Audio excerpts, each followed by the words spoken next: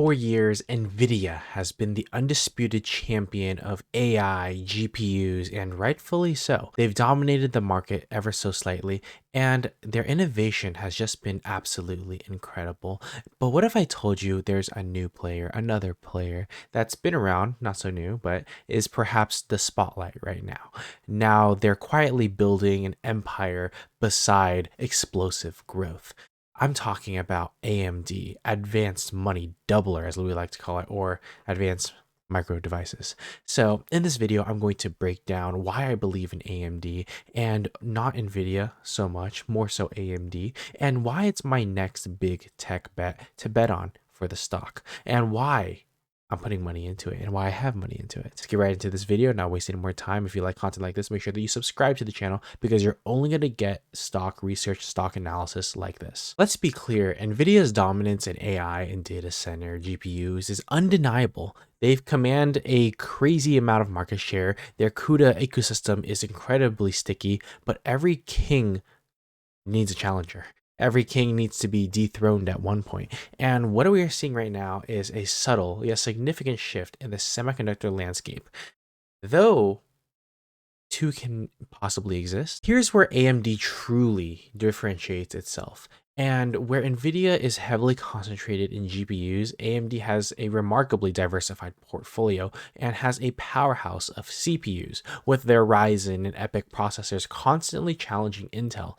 But it doesn't stop there. Now think about their acquisition with the Xilinx. This brought them FPGAs, or field programmable gate arrays, which is crucial to specialized acceleration within data center networking and even defense. And let's not forget about their presence in gaming consoles, powering both Xbox and PlayStation.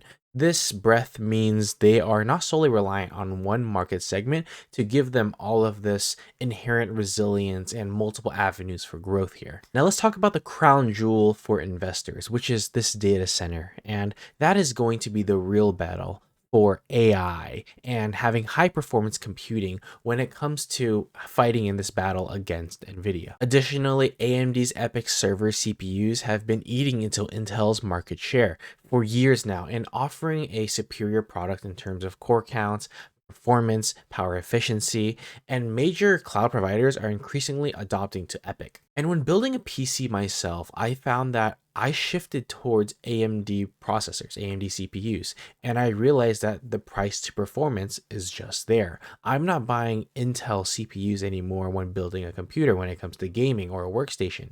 It just makes more sense for the price to value. You're getting a lot more value for buying AMD chips. But Lisa Su and AMD just came out with the expectations here. They expect profit to triple by 2030. AI data center is going to be a $1 trillion market. Now, this has investors extremely excited. When you see in the next 5 years, AMD expects 35% growth across its entire business each year and 60% in data center businesses.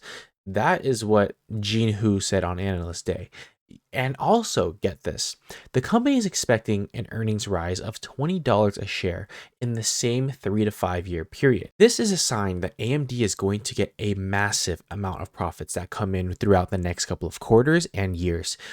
In this event, they say that there's so much demand that they can't even fulfill it. This means that their margins are going to increase, expand throughout the next couple of quarters and years. When margin expansion happens to a company, that means they're able to create more value, get more ASPs, higher average selling prices, and those are going to drive net income, EPS, at the end of the day. So then investors are going to one day see this $20 per share number, which is incredible. And what's really going to drive this $20 EPS number is the MI400 series that's going to come out in 2026. We already know that the MI350, MI300 series are already doing extremely well. You have huge players in that space that can't get enough of these chips. The demand is through the roof. And when you have a company that is in a almost duopoly when it comes to data center GPUs, it makes a really good case to own the stock of a company that's in a duopoly. So I really like AMD, and I really want to see what numbers come out of AMD in the future because this $20 of EPS is incredible. I think everyone is stoked. You could see that in the stock price today. You could see that AMD went up 9% just off the news, and that is incredible. Now, what I want to do is do a comparison between AMD and NVIDIA. I'm using Investing Pro right here, using the compare feature. And if you guys like this platform, I'll link it down in the description. You guys can sign up for Investing Pro, and you guys will be able to see the exact same visualizations that I do. So right here, we are looking at AMD and NVIDIA's revenue growth versus their EPS growth. We can see that EPS is rising a little bit higher on the AMD side. However, revenue growth is insane on NVIDIA side. We can see that there's a large discrepancy when it comes to market capitalization. NVIDIA is at $4.5 trillion today, I think $4.7 trillion, and AMD has just reached $450 billion. There is a massive discrepancy when it comes to the valuation of the two companies. And on an earnings perspective, you can see that AMD is priced very much higher than NVIDIA. The price to earnings growth is about 1.7, and that is screaming an overvaluation for many people. People don't like to see a overvaluation when it comes to PEG ratios above 1. And if you look at the EV to EBITDA, you could see that AMD's EV to EBITDA is about 69, while NVIDIA's is about 47. So in both ratios, you can see that AMD is just priced higher. Now, the earnings of AMD are a little bit unclear because it takes amortization of Xilinx into account here. And when you have an acquisition from a company, you're having a bunch of intangible assets that come to the company. And this is going to decrease your earnings on a net basis here, which is why we might see a price to earnings growth be extremely high for AMD. Now, I think when it comes to companies with insane amounts of revenue growth, such as NVIDIA's and AMD's, I think it's really good to look at enterprise value to revenue. And that is really going to give you how much are people paying for the company versus how much in sales they bring in. And you can see that the EV to revenue of AMD is about 13 and NVIDIA's is 28. This is where AMD is actually shining. So people are willing to pay more for NVIDIA's revenues, which is interesting to know. But let's open up a reverse DCF, a reverse discounted cash flow model, and just plug in our assumptions to see where AMD should be placed valued today. So I have an earnings growth calculator here of AMD where we're looking at earnings per share, and we can see or make the assumption that earnings for AMD is probably going to grow maybe 35%. And we know if they actually think and report 35%, are they sandbagging? Are they accurate? And do we actually think 35 is possible? This might actually be the low side. When Lisa Su commits to something, do you think that she is committing to be accurate, or do you think she's committing to be expectation? In the past year, they've already grown 60%. I think this might actually be sandbag numbers. I think if there's so much demand to where your options are literally just NVIDIA and AMD, there's going to be a bunch of margin expansion, a bunch of new revenues that are going to come in, and they might actually blow this out of the water. They might actually get a lot more revenues than just 35% growth. We're going to use a cash conversion rate of 100%, and that's free cash flow divided by net profit. Terminal PE value in 5 years time, let's say 50, because this is a extremely exciting company. Now, if you look at AMD, we could see that it's probably undervalued here by about 5.5%, 5.7% here. And your rate of return per year is going to be about 13%. That's actually not too bad. Now, we aim for 15, and that's great for investors. But let's say earnings actually do grow more than 30%. Let's say they do 40. Where are the valuations going to be then? We see an undervaluation of 21% here in this calculator. If, let's say, AMD does actually blow it way out of the water and say, hey, we actually sandbag by 10%. What if they grow at 42%? We might be seeing an undervaluation today of 26%. So maybe the fair value of AMD is actually $350. But let's do something else. I want to do a different exercise. So this exercise that I modeled out is really just going to be, what if AMD actually does hit that EPS number in 5 years, which is what Gene Hu is predicting. Now, if we look at the EPS of 20 and we look at different kinds of PE ratios, where is a stock going to be in 5 years? Now, NVIDIA's PE ratio today is 55. So let's model everything out to 55. All right, you can see that I added a section here to make things more clear. In this column here, I have the stock price if they were to be given these price to earnings ratios here, 20, 25, 30, 40, 45, 50, 55. And I also have the market cap at which they'll be at. These are in millions. So if you give, Gene Hu's predictions of 20 EPS by 2030, you will see that this is actually going to be very attainable if AMD is able to actually get that $20 of EPS. A price to earnings ratio of 20 is going to get a stock price of 400. Today, the stock price is 280s, 290s, and that's going to give you a market cap of 652. But I actually don't think that AMD should be worth a 20 PE, given that they are on the forefront of AI, data center, EPYC. Is all of this MI chips are going to drive insane revenues and earnings to the company. This company might actually be worth anywhere near NVIDIA. NVIDIA might actually be a good benchmark here.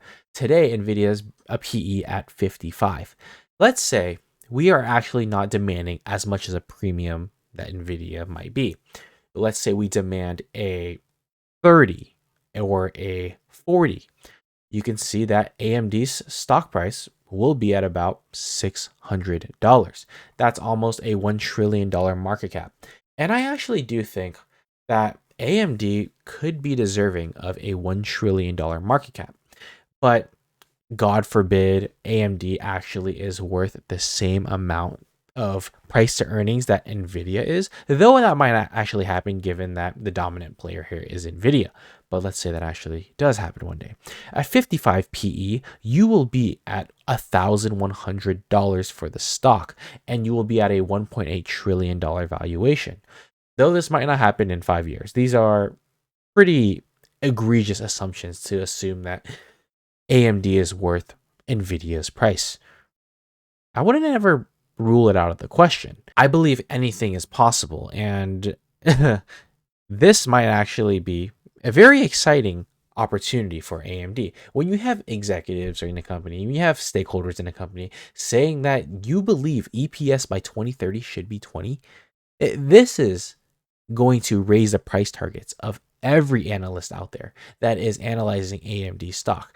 They're probably putting in predictions of $400, $500, $600 in price targets, which is extremely exciting to see as an AMD shareholder. Now, in my public account here, I have an AMD position here that is pretty sizable. Total current value of about $81,000 here.